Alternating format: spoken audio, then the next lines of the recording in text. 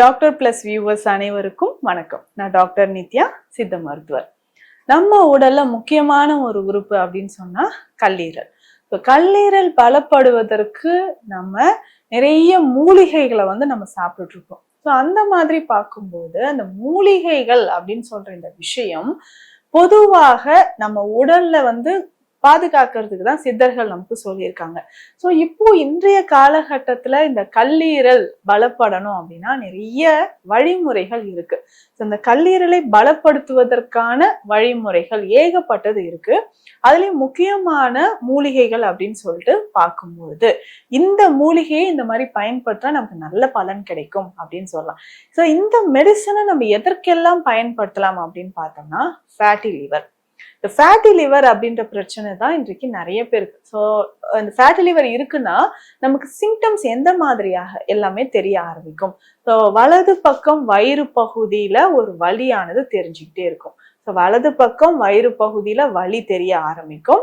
அதற்கு அடுத்தது பார்த்தோம்னா உணவு எடுக்கும் பொழுதே நமக்கு ஒரு மாதிரி குமட்டலோ இல்ல வாயில ஒரு கசப்பு சுவையோ தெரிய ஆரம்பிக்கும். இது நமக்கு கல்லீரல் பாதிப்புக்கு உள்ளாயிருக்கு அப்படின்ற ஒரு விஷயத்த நமக்கு உணர்த்தும். சில நேரங்கள்ல கண்கள் வறண்டு போறதோ, தோல் வறண்டு போற மாதிரியோ, கால் பாதங்கள்ல அதிகமான ஒரு வெடிப்பு இருக்கிற மாதிரியோ இருக்கும். இது எல்லாமே பார்த்தோம்னா கல்லீரல் பாதிப்பு இருக்கனாலயோ இல்ல ஃபேட்டி லிவர் அப்படின்ற ஒரு பிரச்சனை இருந்தாலோ இது ஏற்படக்கூடியது. இதற்கு நம்ம என்ன பண்ணோம்னா அந்த வெந்நீர் அப்படின்னு சொல்றது, வெது வெதுப்பான தண்ணீரை அடிக்கடி நம்ம குடிச்சிட்டு வர்றது ரொம்ப ரொம்ப முக்கியம். இதனோட பலன் என்ன அப்படின்னு பார்த்தோம்னா இந்த மாதிரி தேவையில்லாத கொழுப்புகள் நம்ம உடல்ல சேருவதை அது தடுக்குது. ஒரு சிலருக்கு இந்த லிப்போமா அப்படின்னு சொல்லக்கூடிய கொழுப்பு கட்டி நம்ம பார்த்திருப்போம். இல்லைன்னா சில இடங்கள்ல மட்டும் உடல் ரொம்ப ஃபேட் சேர்ற மாதிரி இருக்கும்.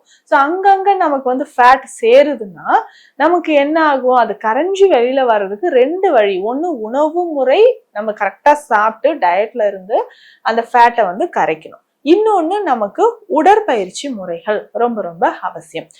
உணவும் உடற்பயிற்சியும் நம்ம ஃபாலோ பண்ணும்போது, கரெக்டா ஃபாலோ பண்ணும்போது கொஞ்சம் கொஞ்சமாக நம்ம உடல்ல இருக்கக்கூடிய கழிவுகளானது வெளியேற ஆரம்பிக்கும். இதுல முக்கியமா பார்த்தோம்னா இந்த ஃபேட்டி லிவர் கண்டிஷன் குறைஞ்சு லிவர் ஸ்ட்ரென்தனா இருக்கணும் அப்படின்னு சொன்னா வெட்பாலை அரிசி நமக்கு பயன்படுது. பொதுவாக இந்த வெட்பாலை என்ற பேர் நிறைய பேருக்கு உங்களுக்கு தெரிஞ்சிருக்கும். ஏன்னா இந்த சருமம் சார்ந்த பிரச்சனை இருக்குன்னா வெட்பாலை தைலம் சித்த மருத்துவத்துல பயன்படுத்துவாங்க. எக்ஸிமா இருக்கு, இல்ல நமக்கு சொரியாசிஸ் கண்டிஷன் இருக்கு அப்படின்னா அதை சரி செய்யறதுக்கு நமக்கு வெட்பாலை பயன்படுது. இந்த வெட்பாலை தைலம் நம்ம ஃபாலோ பண்ணும்போது அந்த சரும பிரச்சனைகள் குணமாகுது. அதனுடைய விதைகளுக்கு, அதாவது வெட்பாலை காய்க்கு உள்ள இருக்கக்கூடிய விதைகள் தான் நீல நீளமாக அரிசி மாதிரி இருக்கும். அதுதான் நம்ம வெட்பாலை அரிசி அப்படின்னு சொல்றோம். இதை நம்ம பயன்படுத்தும் போது கொஞ்சம் கொஞ்சமாக கல்லீரல் சம்பந்தப்பட்ட பிரச்சனைகள் நமக்கு குணமாகுது. இந்த வெட்பாலை அரிசி எப்படி நம்ம பயன்படுத்தணும்னா, இதை லேசா வறுத்து நம்ம அந்த சூடு லைட்டா இருக்கும் போதே அழுத்தி இதை தேய்க்கணும். இல்ல மேல நம்ம ஏதாவது ஒரு கனமான பாத்திரம் வச்சு தேய்க்கும் போது அது மேல இருக்கக்கூடிய தோல் அப்படியே உதிர வெளியில வர ஆரம்பிச்சு. இப்ப வேர்க்கடலை எல்லாம் நம்ம கிளீன் பண்றோம் இல்லைங்களா, அதே மாதிரி. அதை நம்ம நல்லா கிளீன் பண்ணிட்டு இந்த அரிசியை பவுடர் பண்ணி எடுத்து வச்சுக்கணும். நல்ல ஃபைன் பவுடரா எடுத்து வச்சுக்கணும். இதனோட பார்த்தோம்னா சுக்கு பொடி, ஏலக்காயும் பொடி சேர்த்து வச்சுக்கணும். இதனோட பார்த்தோம்னா சீரகம் பொடி எடுத்து வச்சுக்கணும். அதிமதுரம் நம்ம எடுத்து வச்சுக்கணும். இந்த மூலிகைகள் எல்லாமே இந்த வெட்பாலை அரிசியோட எந்த அளவுனா, வெட்பாலை அரிசி 200 கிராம் பொடி இருக்குன்னா இந்த மூலிகைகள் ஒவ்வொன்றும் 100 கிராம் நம்ம எடுத்துக்கணும். இது எல்லாமே எடுத்து வச்சுட்டு இன்னொரு பாத்திரத்துல வெல்லம், நல்லா ஒரு வெல்லமோ இல்ல கருப்பட்டியோ சேர்த்து நம்ம பாகு மாதிரி காய்ச்சணும். பாகு நமக்கே தெரியும். அந்த பாகு காய்ச்சி அதுல இந்த பொடிகள் எல்லாமே சேர்த்து நம்ம கிளறிக்கிட்டே வரும்போது கொஞ்சம் கொஞ்சமாக அதுல நம்ம நெய் சேர்த்துக்கணும்.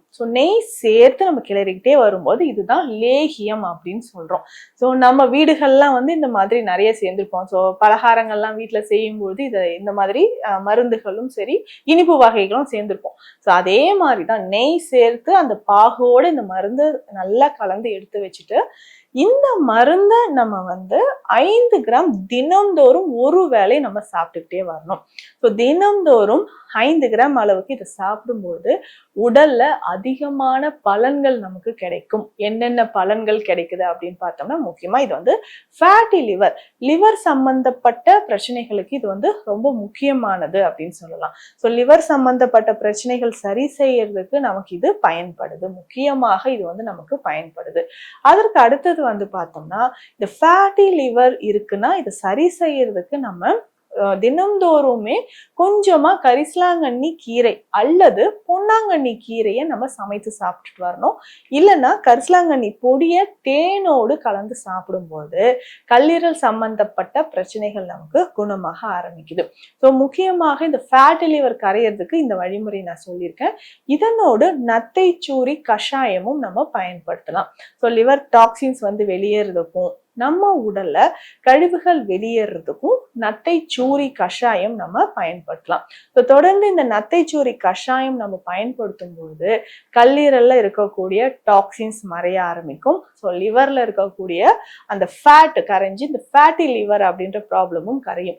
ஏன்னா இந்த ஃபேட்டி லிவர் நீண்ட நாட்களாக இருந்துச்சுன்னா நமக்கு கால் பிளாடர்ல ஸ்டோன் உருவாக ஆரம்பிச்சிடும். அதுவுமே ஃபேட் சம்பந்தப்பட்டது தான்.